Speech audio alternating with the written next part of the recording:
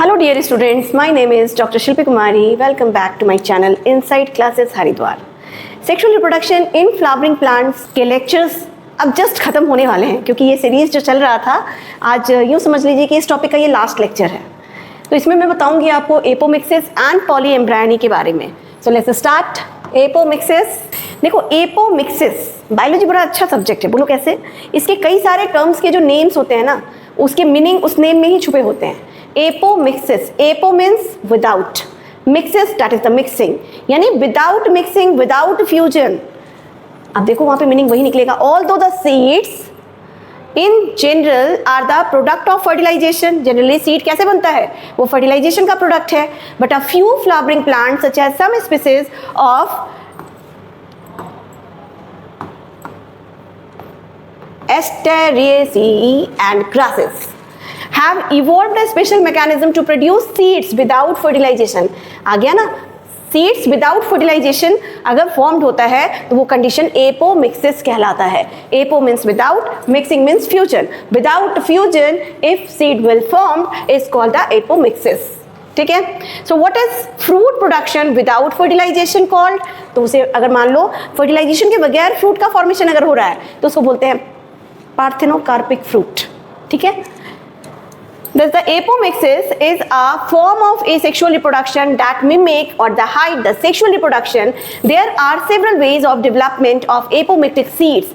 In some species, the diploid egg cells is formed without reduction division. कुछ ऐसे भी species हैं जिसमें diploid egg cell बनता है without reduction of division and develops into the embryo without fertilization. ठीक है, और वो एम्ब्रियो में डेवलप कर जाता है without fertilisation.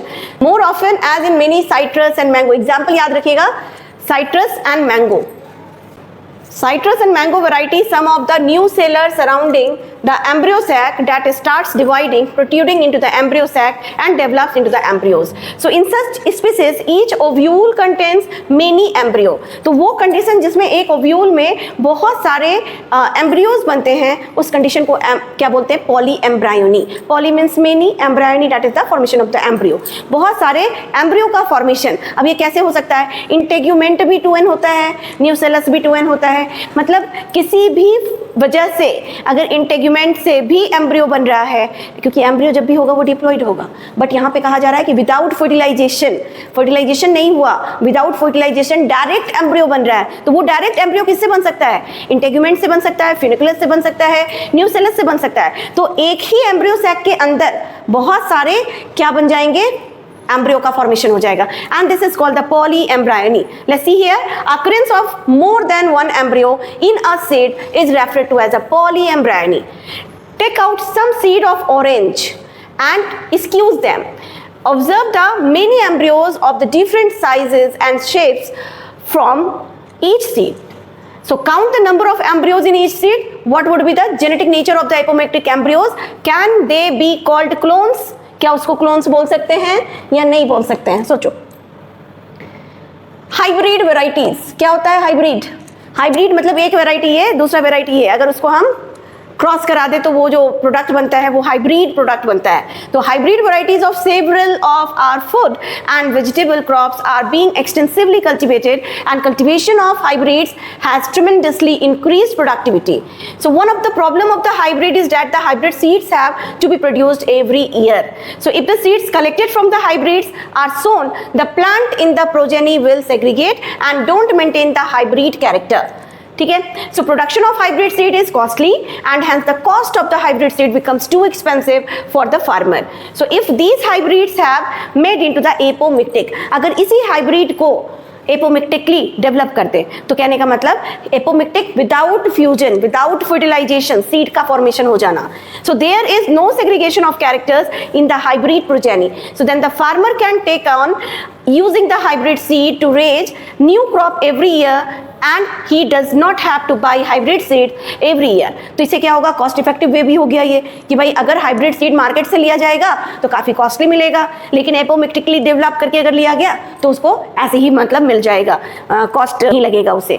So because of the importance of the apomixis in hybrid seed industry, active research is going on in many laboratories around the world to understand the genetics of the apomictic seeds or the apomixis. and to transfer the apomictic genes into the hybrid varieties। क्या समझ में आया? दो term यहाँ पे मैंने explain किया, एक बताया एपोमिक्सिस, दूसरा बताया पॉलीएम्ब्रायनी। ठीक है, एपोमिक्टिक सीड्स का मतलब होता है कि ऐसा सीड जो कि विदाउट फर्टिलाइज, जनरली हम लोग जानते हैं कि सीड का फॉर्मेशन फर्टिलाइजेशन के थ्रू होता है। अगर सीड का फॉर्मेशन विदाउट फर्टिलाइजेशन होता है तो वो कंडीशन एपोमिक्सिस कहलाता है। ठीक है, पॉलीएम्ब्रायनी कंडीशन क्या है? बहुत सारे एम्ब्रियो का बनना।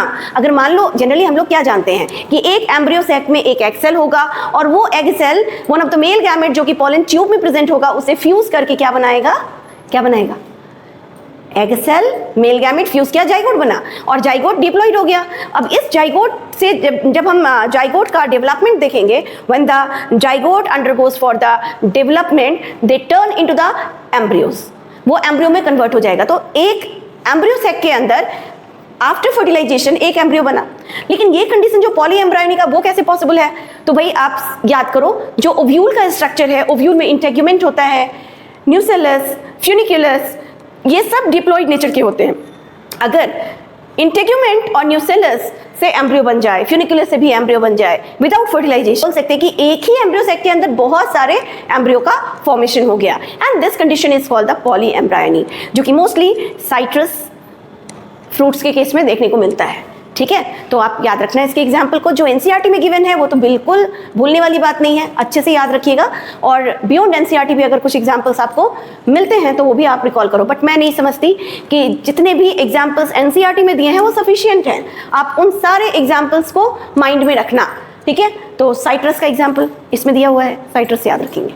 ठीक है, तो चलो ओवरऑल हम समअप करते हैं sexual reproduction in flowering plants जो अभी तक हमने पढ़ाया। हमने सबसे पहले sexual reproduction in flowering plants को स्टार्ट करने के साथ आपको बताया था कि इसमें बेसिकली दो चीज हमें दिख रहा था, एक सेक्सुअल रिप्रोडक्शन और दूसरा flowering plants. Flowering plants angiospermic plant को बोला जाता है, जिसके तीन की फीचर्स बताए थे। एक ये well developed water vascular system, second covered seed का होना, एंड थर्ड फ्लावर बेयरर होते हैं, तभी तो इसको फ्लावरिंग प्लांट्स कहा जाता है। और ये most evolve, most advanced plant माने जाते हैं। ठीक है, ये भी दो टाइप के होते हैं, मोनोकॉट एंड डाइकॉट, ये भी बताया था। ठीक है, तो अब इनमें सेक्सुअल रिप्रोडक्शन कैसे होता है? तो सेक्सुअल रिप्रोडक्शन का ओवरऑल हमने आपको 3 इवेंट्स बताया था, और वो 3 events pre fertilization, fertilization and post fertilization. Pre fertilization events में 2 प्रोसेस इंक्लूड किया, gametogenesis and gametic transfer. Gametogenesis में भी 2 स्टेप्स आया, माइक्रोस्पोरोजेनेसिस एंड मेगास्पोरोजेनेसिस। बहुत डिटेल में हमने आपको समझाया था, आप इसे अच्छे से एक बार गो थ्रू कर लेना। दूसरा, फर्टिलाइजेशन का प्रोडक्ट जाइगोट बन गया, and after fertilization embryogenesis and organogenesis. So organogenesis में या एम्ब्रियोजेनेसिस में हमने क्या देखा? एम्ब्रियो का फॉर्मेशन पहले हुआ जाइगोट से, जो कि डिप्लॉइड नेचर का होगा, एंड देन उसके बाद एम्ब्रियो बनने के बाद जो डिफरेंट ऑर्गन्स बनते हैं वो भी डिप्लॉइड नेचर के होंगे। तो ओवरऑल हमने क्या समझा कि main plant body of the higher plants का वो क्या है? डिप्लॉइड इन नेचर, स्पोरोफिटिक होता है। स्पोरोफिटिक बोले तो 2n, डिप्लॉइड इन नंबर। अब देखो, ये जो सेक्सुअल रिप्रोडक्शन है ना, उसका एडवांटेज क्या है? एडवांटेज है नंबर ऑफ क्रोमोसोम्स जो होते हैं उनके, जो मतलब किसी भी इंडिविजुअल में, किसी भी ऑर्गेनिज्म में, किसी भी, अब अगर हम प्लांट की बात कर रहे हैं, जितने भी हायर प्लांट्स हैं उनमें नंबर ऑफ क्रोमोसोम कैसे रिटेन करेगा? Gametogenesis and male gamete and female gamete N. ठीक है, लेकिन ये गैमेटोजेनेसिस होगा किसमें? डिप्लॉइड सेल्स में होगा। याद करो, जब हम माइक्रोस्पोरोजेनेसिस बताए होंगे, कहानी कहाँ से शुरू हुई? स्पोरोजिनस टिश्यू से। स्पोरोजिनस टिश्यू 2n, ठीक है, उससे गैमेट बना मेल गैमेटोफाइट, वो n। इसी तरह से मेगास्पोरोजेनेसिस में मेगास्पोर का फॉर्मेशन हुआ, वो भी n। अब male gamete n, female gamete n fuse किया, जाइगोट बन गया, फर्टिलाइजेशन के प्रोडक्ट जिसे हम बोलते हैं। यानी कि for the process of the fusion of the 2 male and female gamete to form the zygote, and this process is called the fertilisation. तो after fertilisation zygote will formed, and zygote is diploid in nature. ठीक है, zygote बना 2n, zygote develop होकर embryo बना दिया, embryo भी 2n। Embryo से एक प्लांट बन जाएगा, है ना, डिफरेंट ऑर्गन्स उसमें आ गए, लीफ आ गया, स्टेम आ गया, रूट आ गया, तो ये एक प्लांट का रूप ले लिया। वो प्लांट का भी मेन प्लांट बॉडी क्या हुआ? Diploid in nature. यानी कहानी 2n से शुरू हुई, फिर 2n पे आ गई, तो यहाँ पे नंबर ऑफ क्रोमोसोम क्या हुआ? रिटेन रह गया, कांस्टेंट रह गया। कहने का मतलब क्रोमोसोम नंबर जो मेंटेन रह पाता है just because of sexual reproduction. और ये सेक्सुअल रिप्रोडक्शन चूंकि यहाँ पे जेनेटिक रिकॉम्बिनेशन होता है, so that the variation takes place, तो ये वेरिएशन लेकर के आएगा। तो वेरिएशन का डायरेक्ट कोरिलेशन सेक्सुअल रिप्रोडक्शन से है। क्यों है? Sexual reproduction in which gamete recombine. कहने का मतलब genetic recombination occurs after sexual reproduction, या बोले in the case of the sexual reproduction we can see the genetic recombination takes place and so that the variation occurs. तो variation लेकर के आएगा, variation आया मतलब evolution हुआ. So this is all about the sexual reproduction in flowering plants. तो आपको कैसा लगा आप जरूर मुझे कमेंट करके बताएंगे. और don't forget what, मेरे चैनल को लाइक शेयर एंड सब्सक्राइब जरूर करें. इससे हमें बहुत मोटिवेशन मिलता है, आपके कमेंट से हमें मोटिवेशन मिलता है कि मैं कैसा पढ़ा रही हूँ और मैं नेक्स्ट लेक्चर में क्या ऐसा लेकर आऊँ जो आपके लिए काफ़ी बेनिफिट है और नई नई बातें आपको यहाँ पे सीखने को मिलेगी. चलो फिर मिलती हूँ अपने नेक्स्ट वीडियो लेक्चर के साथ. एंजॉय कीजिए, पढ़ते रहिए. Till then bye.